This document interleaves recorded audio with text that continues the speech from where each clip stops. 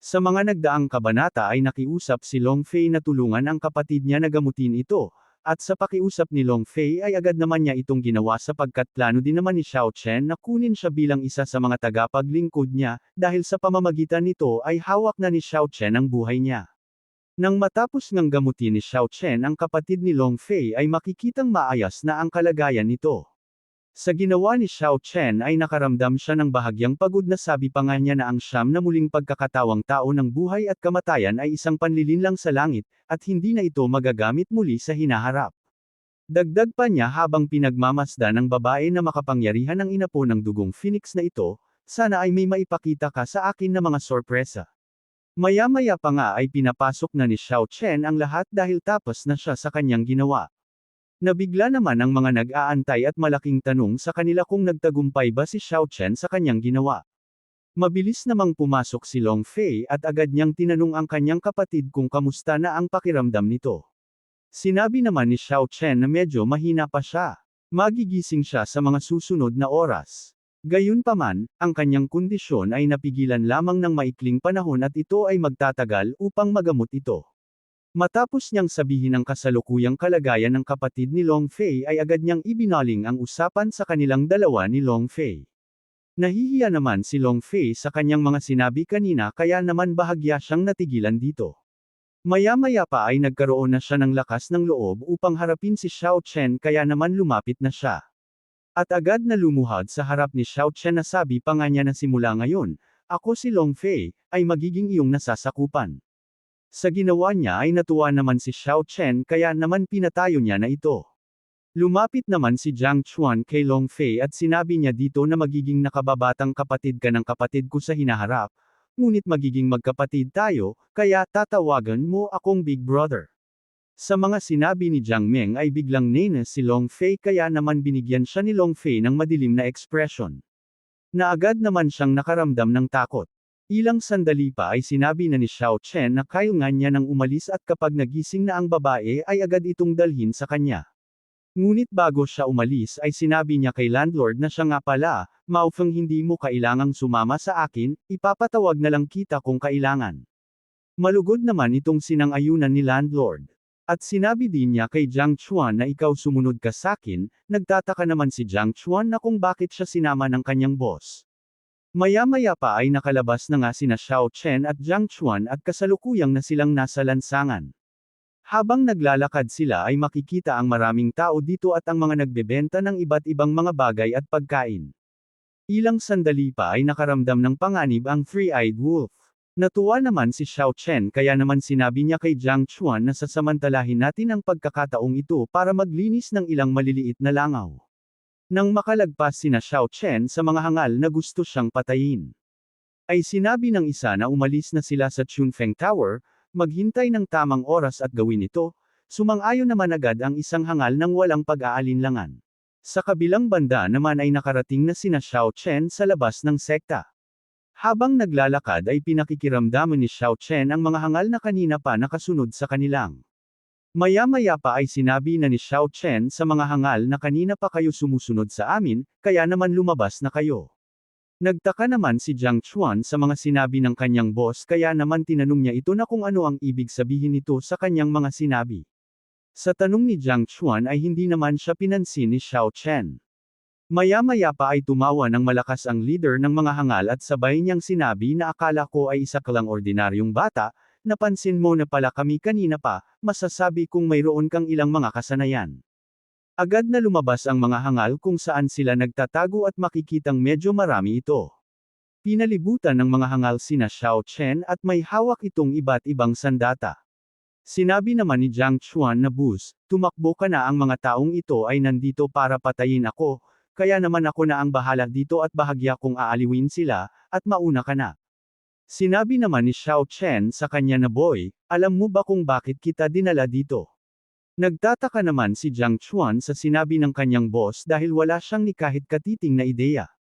Ipinaliwanag naman ni Xiao Chen sa kanya na dahil ikaw lang ang magpapalabas sa kanila. Sa sinabi ni Xiao Chen ay mas lalong hindi niya naintindihan ang sitwasyon. Dagdag pa ni Xiao Chen na napapaligiran na tayo.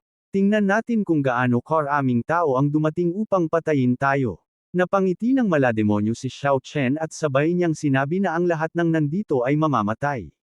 Nag-alala naman si Jiang Chuan na sabi pa nga niya sa kanyang boss na ang mga taong ito ay lubhang marami.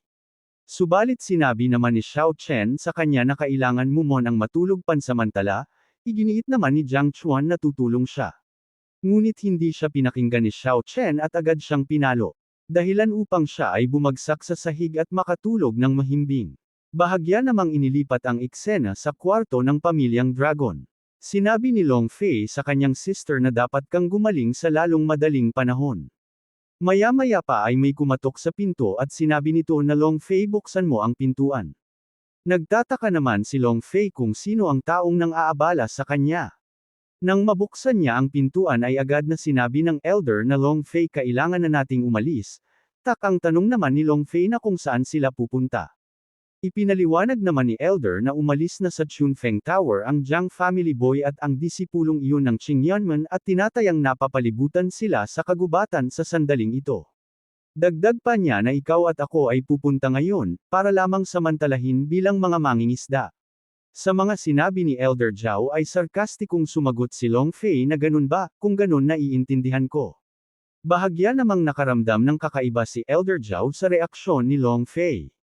Kaya naman sinabi niya na anong klaseng reaksyon itong pinapakita mo, ngunit sinabi lang ni Long Fei na umalis na tayo.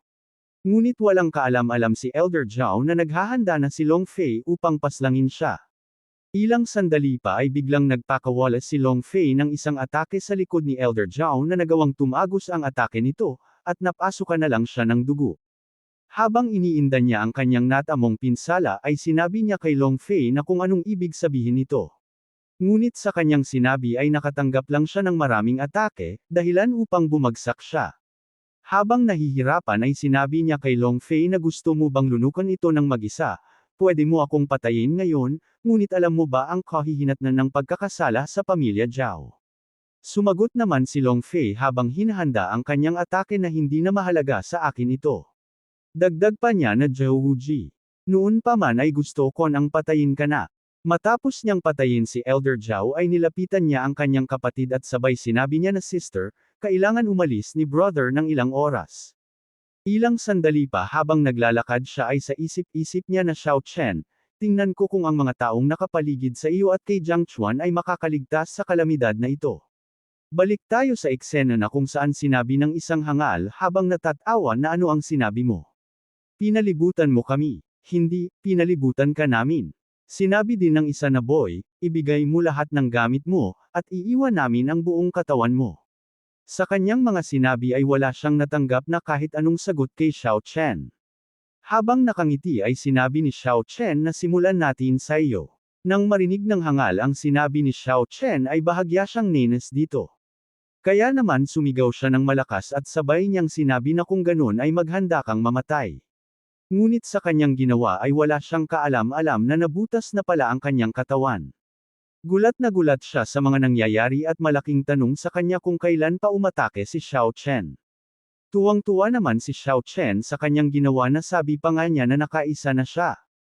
Dahil nakarating ka na sa part na ito ay inaanyayahan kita na pindutin ang like at mag-subscribe at i-on ang notification bell. At kung gusto mo naman na suportahan ng matindi ang bidang hangal na ito ay maaari mo ding pindutin ang super thanks sa ibaba para mas lalong ganahan ang hangal na ito. Maraming salamat mga bida. Sa kanilang nasaksihan na mabilis na napaslang ni Xiao Chen ang isa nilang kasama, ay nagdesisyon silang magsabay-sabay na umatake dahil ang batang kaharap nila ay hindi basta-basta. Sinabi naman ni Xiao Chen sa kanila na ang pagpatay sa inyo ay sapat na ang aking sky howling technique. Kaya naman bago pa man makalapit ang mga hangal ay ginamit na ni Xiao Chen ang kanyang sky howling technique. Na dahilan upang lahat sila ay matangay nito at bawian ng buhay dahil sa lakas nito at daladala nitong pressure. Matapos niyang patayin ang mga hangal ay may biglang nagsalita na sabi pa nga nito na sa hindi inaasahang pagkakataon, may mga nabubuhay pa, agad namang napalingon si Xiao Chen sa nagsalitang nilalang. Nang makita niya ito ay nagulat siya dahil kilala niya ang nilalang na ito. Sinabi naman ng nilalang kay Xiao Chen na sino ka.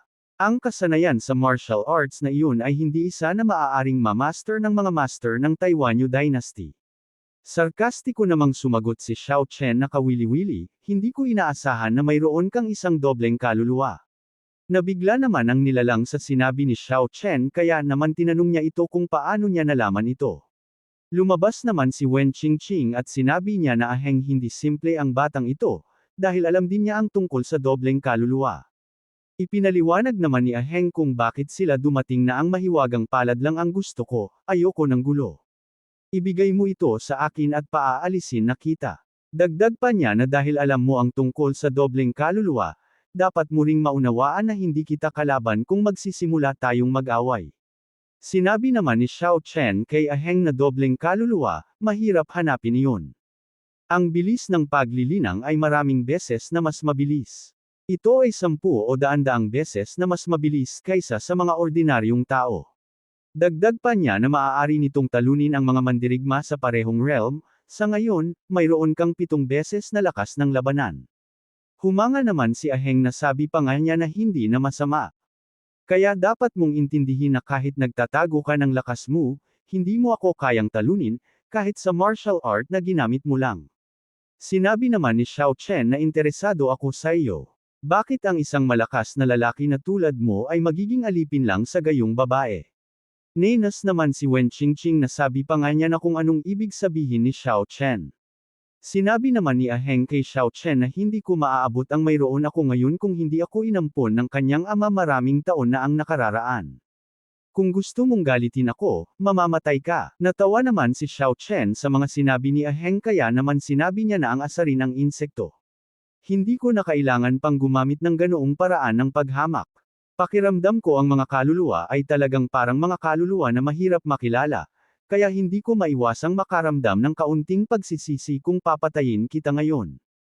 Dagdag pa niya na tanong ko lang, handa ka bang magpasakop sa akin? Nagtanong naman si Aheng na ang magpasakop sa iyo, sa ano namang dahilan? Sinabi naman ni Xiao Chen na magagawa kong makita mong muli ang iyong sinaunang lungsod na ang araw. Sa mga sinabi ni Xiao Chen ay wala silang ideya dito kaya naman sumabog na ang dalawa sa galit. Habang naiinis ay sinabi ni Wen Qingqing kay Xiao Chen na ikaw hindi ko alam ang sinasabi mo, anong sinaunang lungsod hindi ko alam ang sinasabi mo. Matapos niyang sabihin ang galit niya kay Xiao Chen ay agad niyang ipinag-utos kay Aheng na patayin na ang tulad ni Xiao Chen. Agad namang naghanda si Aheng ng isang atake na sabi pa nga niya na ngayon ay mamatay ka na. Sinabi naman ni Xiao Chen sa kanya na kung tama ang hula niya. Na malapit nang makapasok ang iyong patriarch, sa sinabi ni Xiao Chen ay bahagya naman siyang natigilan dito. Nasabi pa nga niya na kung sino ang tulad niya dahil bakit marami itong alam. Sinabi naman ni Xiao Chen na nalampasan mo ang inaasahan ko. Ikaw ay tunay na hindi normal na martial artist, ikaw ay isang bihirang kaluluwa na may apoy na tato sa likod ng iyong leeg. Sa mga sinabi ni Xiao Chen ay bahagya na siyang kinakabahan dito at malaking tanong sa kanya kung sinong nilalang si Xiao Chen. Dagdag pa ni Xiao Chen na sa angka ng Taego Yin, kailangan mo ng isang sinaunang paraan upang makalusot. Kailangan mong magkaroon ng Yin at Yang martial arts method para matagumpay na makalusot. Kaya naman gusto mo itong mahiwagang teknik. Nagtataka namang tanong ni Wen Qingqing kay Xiao Chen na kung sino ba talaga ang tulad niya. At kung bakit may nakakaalam ng mga sekreto namin sa sektang Chunyu Martial Arts. Nilapitan naman ni Xiao Chen si Aheng at sabay sinabi niya na may kaugnayan sa akin si Taiko Yuanxi. Maaari kong ibigay sa iyo ang mahiwagang pamamaraan bilang isang mabuting kalooban na regalo. Ngayon sabihin mo sa akin, nasaan ang iyong patriarch ngayon? Sumagot naman si Aheng na kung bakit ko naman sasabihin sa iyo. Sinabi naman ni Wen Qingqing na naabot na ng patriarch ang rurok ng yugto ng Tao Te Ching, at malapit ng masira. Nang marinig ni Xiao Chen ang sinabi ni Wen Qingqing ay sinabi niya na ang rurok ng Tao Te Ching. Hindi ko inaasahan na ganoon kalala ang iyong cultivation. Sa isip-isip pa nga niya na noong ako pa ang dakilang emperador, nakilala ko ang patriarch ng angka ng Taego Yin ngunit noon ay nasa antas na siya ng dakilang langit. Hindi ko akalain na ang bagong patriarch na ito ay nasa tuktok lamang ng Tao Te Ching.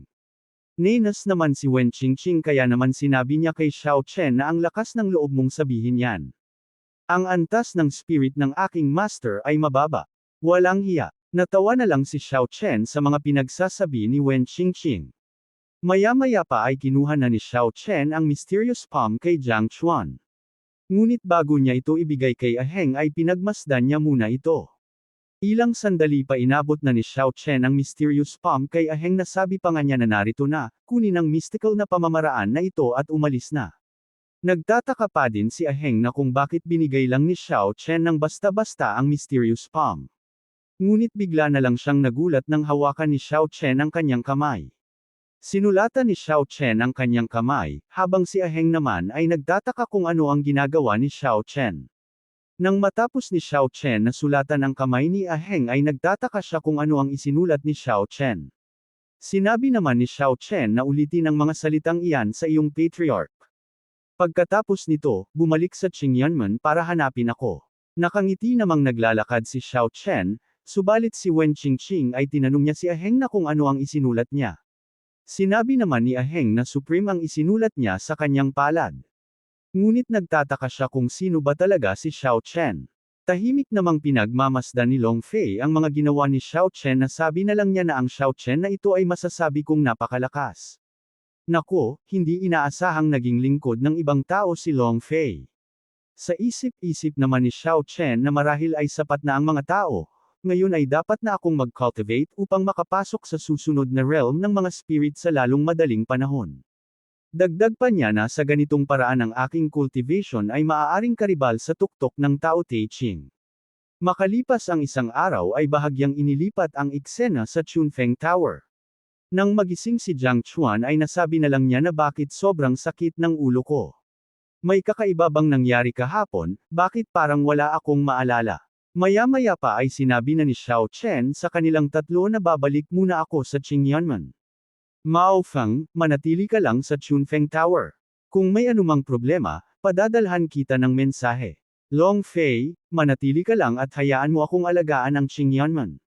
Agad namang sumang-ayon ang dalawa sa mga sinabi ni Xiao Chen at nagbigay ng galang sa kanilang bagong master. Matapos niyang sabihan ang dalawa ay agad na siyang umalis. Ilang sandali pa ay sakay-sakay na sina Xiao Chen at Jiang Meng sa malaking ibon. Nasabi pa nga ni Jiang Meng na Brother Xiao Chen, tiyak na kailangan nating pumunta dito ng mas madalas sa hinaharap. Mabilis namang nasumang-ayon dito si Xiao Chen. Mabilis na inilipat ang eksena sa Qingyanmen Gate. At dito nga sa kwarto ni Duan Siliang ay nandito na si Xiao Chen at tinawag niya si Duan Siliang. Tinanong ni Xiao Chen si Duan Siliang na kung mayroon bang mga mahuhusay na estudyante na sumali sa Qingyanmen. Sumagot naman agad si Duan Siliang na nandito na ang lahat na sumali sa Qingyanmen. Sa sinabi ni Duan Siliang ay sinabi ni Xiao Chen na kung ganun, bukas, tipunin ang lahat ng mga disciples at susuriin ko sila ng personal. Mabilis naman na sinang-ayunan ito ni Duan Siliang at agad siyang nagbigay ng galang. Makalipas ang isang araw, at sa labas ng Qingyanmen School ay nandito na ang lahat ng mga estudyante. At pinag-uusapan nila na sabi pa nga ng isa na narinig nyo na ba? Na ngayon, ang Panginoon mismo ang susubok sa atin, nagulat naman ang isa na sabi pa nga niya na ano, ang Panginoon ng Qingyanmen, Diyos ko po, ito ang alamat ng Qingyanmen.